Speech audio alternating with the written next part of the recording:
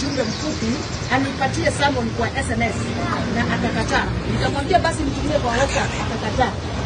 Sasa nimejileta hapa kuongea na DCIO kwa sababu nilikuwa nataka aniambie kama ni yeye ametumana mimi kama mama Githunguri, mjumbe wa Githunguri, ni vile uoga kuhusu mambo ambayo ilikuwa inaendelea pale Githunguri.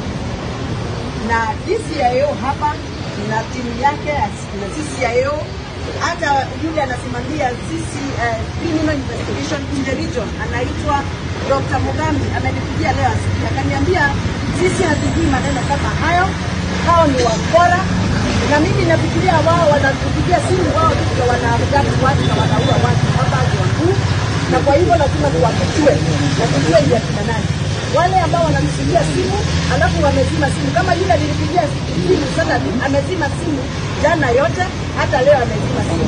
Na jina yake inaanza na jina Meshira. Anajiita Meshira. Nikituma M-Pesa kwa hiyo namba ndio nijue majina yake yote. Nikaona imenipigia na Meshira.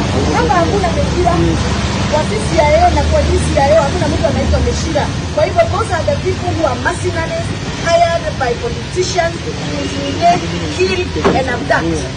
Kwa hivyo mimi nataka kutangaza hapa, maisha yangu iko mikononi ya serikali. I am a public servant elected by the people of Githunguri.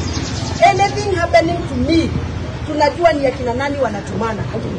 Na tunajua ya kwamba sio hao tu wanatumana, hata wanajileta.